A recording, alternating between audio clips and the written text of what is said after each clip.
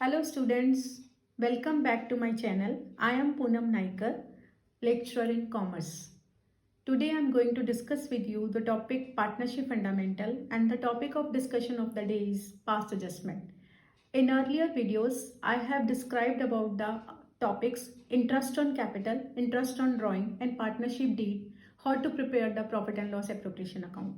Two or three topics I have earlier discussed in my previous videos. If you are new to my channel, please watch those videos so to incorporate total knowledge of this concept. So it is my humble request, if you wanted to get the complete knowledge of the topic partnership fundamental, to watch previous videos one by one so that you can understand this topic also. I have given the link of my previous videos in description box. So let's start the topic past adjustment. Past adjustment means certain items left from accounting treatment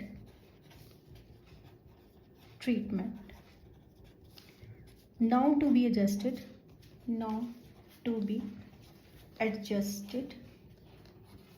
and having effect of this adjustment on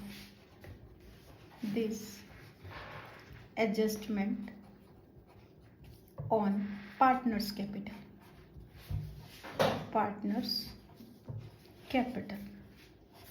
क्या होता है student, जब हमें partners की कुछ ऐसी treatment left हो जाती है, हम उसे ट्रीट नहीं कर पाते, लाइक इंटरेस्ट ऑन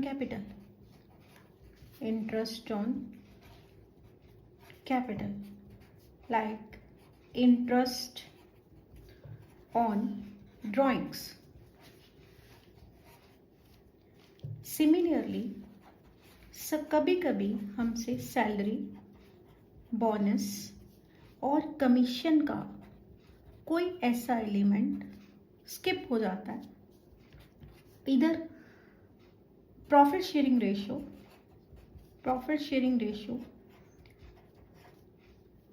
ऐसी कोई भी ट्रीटमेंट जो हमें प्रॉफिट में से करनी चाहिए और हम नहीं कर पाते, लाइक इंटरेस्ट ऑन कैपिटल हमसे रह जाता है.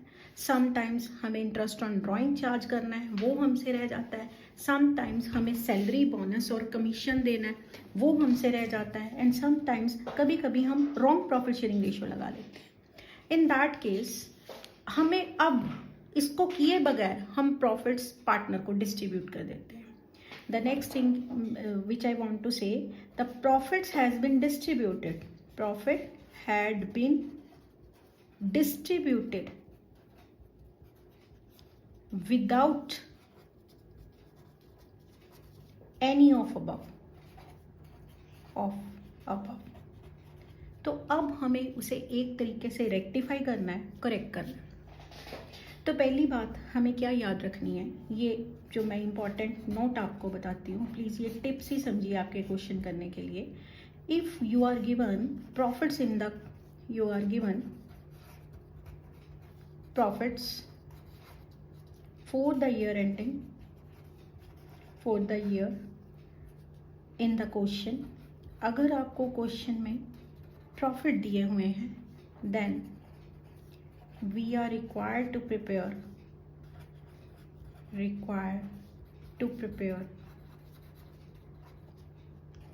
profit and loss appropriation account first.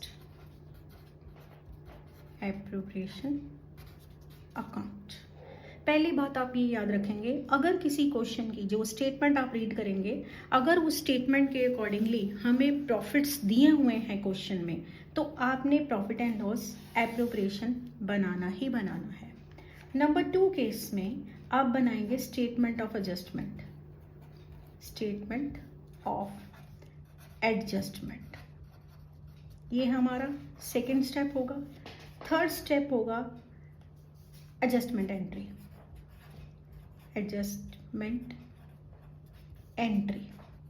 Sometime ऐसे भी कहा होता है सिंगल एंट्री, मतलब एक ही एंट्री पास करके आप क्वेश्चन को पूरा करके दिखाएं, मतलब कैसे आप उसका इफेक्ट सही करेंगे। तो 3 स्टेप्स हमें फॉलो करने हैं। अगर प्रॉफिट दिया है तो profit and loss appropriation account बनेगा, नहीं दिया हुआ क्वेश्चन में तो नहीं बनाएंगे।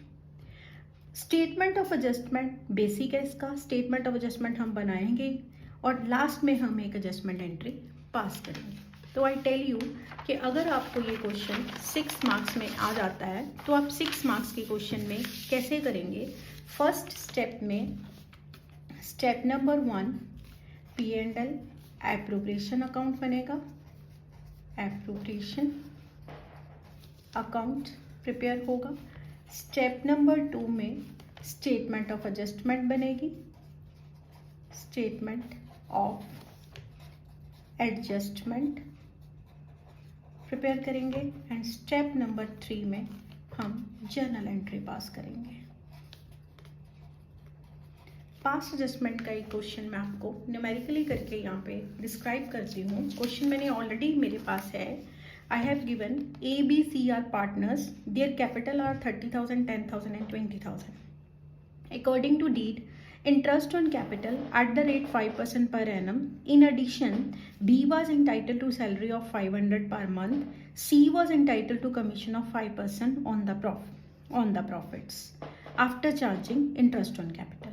Net profit for the year is 30,000. Student, जैसे मैंने बोला कि आपकी कोई भी स्टेटमेंट दी होगी तो आप पहले ये चीज़ फाइंड करेंगे कि पूरे क्वेश्चन को पढ़ लीजिए, उसमें से ये ढूंढिए कि आप प्रॉफिट दिए हैं। अगर क्वेश्चन में प्रॉफिट दिए हैं तो बिना कुछ सोचे ही आप profit and loss appropriation account बना दीजिए, जो कि मैं आपके सामने बनाने लगी हूँ। ये एक तरीके से स्टेप नंबर 1 है। We have to prepare profit and loss appropriation account, appropriation account. ये स्टेप उन्हीं क्वेश्चंस में लगेगा जिन क्वेश्चंस की स्टेटमेंट को पढ़ के आपको प्रॉफिट्स नज़र आ जाते हैं कि वहाँ पे प्रॉफिट्स गिवन है। तो मैं यहाँ पे debit all expenses, credit all incomes,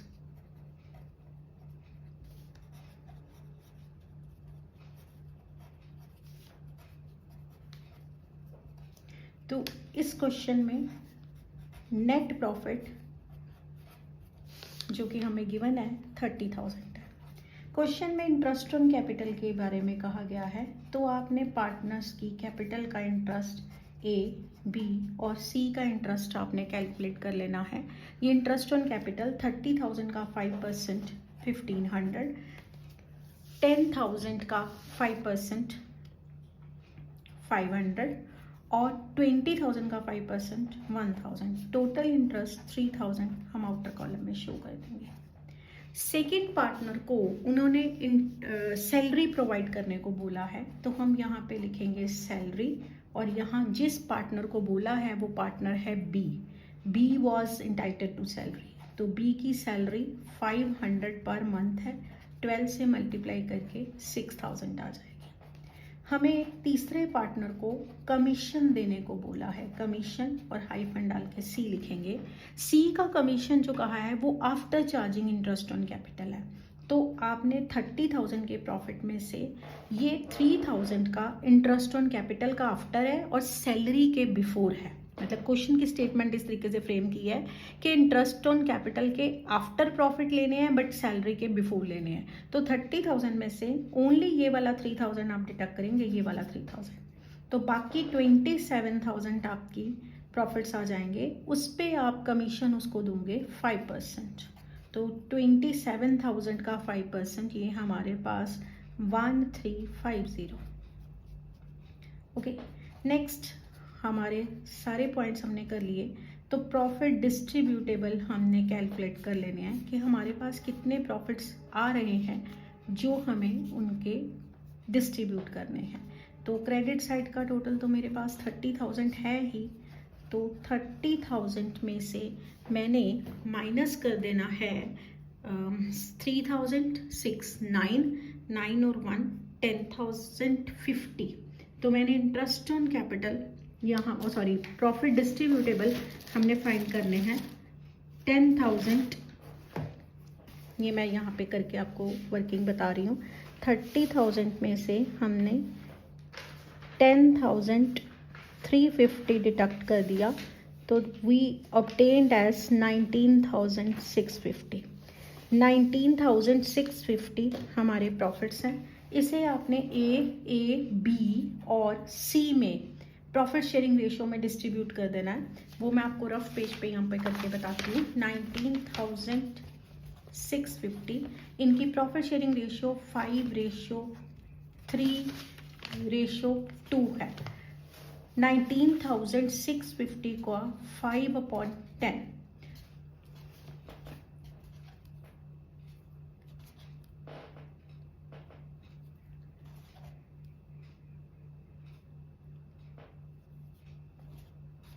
ये फर्स्ट पार्टनर के प्रॉफिट आ जाते हैं 9825। सेकेंड पार्टनर के profit 19,650 into 3/10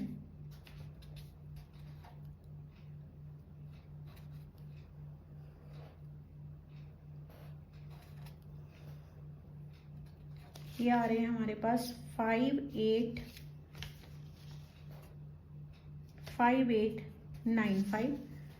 where as third partner के प्रॉफिट्स में कैलकुलेट कर रही हूँ 19650 इंटू 2/10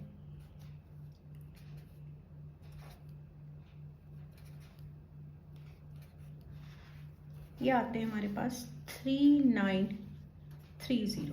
सो स्टूडेंट्स, मैंने एक बार ये profit and loss appropriation account बना लिया। ये वहीं पे प्रिपेयर करना है जहाँ पे हमारे पास नेट प्रॉफिट देंगे। उसके बाद आपने सेकेंड स्टेप जो हमने लेना है, स्टेप नंबर 2 में आपने स्टेटमेंट ऑफ एडजस्टमेंट बनानी। स्टेटमेंट ऑफ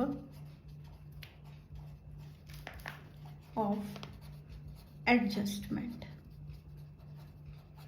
ये स्टेटमेंट ऑफ एडजस्टमेंट आपने एक चीज रखनी है, अगर हमारे पास जितने पार्टनर हैं आपने उससे एक डिवीजन ज्यादा लेनी है। जैसे मेरे पास ये पर्टिकुलर का कॉलम हो गया, आई हैव 3 पार्टनर्स, तो मैंने 4 डिविजन्स करनी, 1 2 3 4 पर्टिकुलर्स,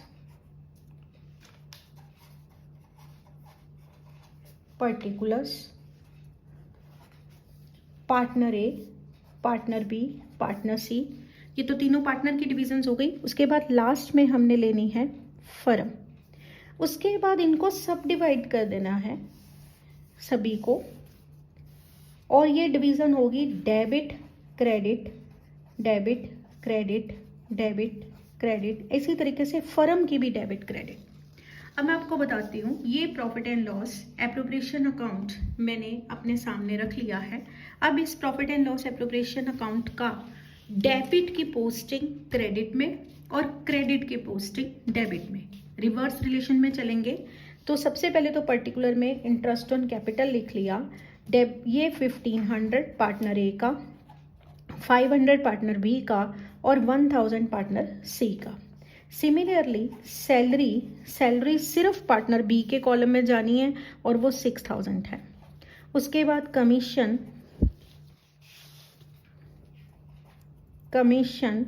वो पार्टनर सी के कॉलम में जाना है और वो है 1350।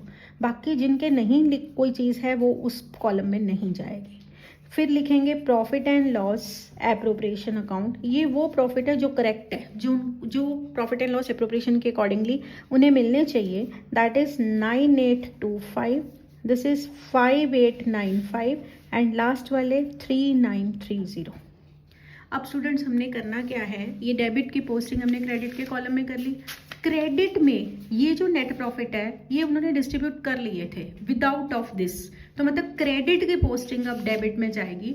और वैसे भी एक चीज़ याद रखिए, जब कोई चीज़ हमसे रॉन्ग हो जाए, रॉन्ग को कैंसिल करना हो तो हम उसे डेबिट में ले लेंगे।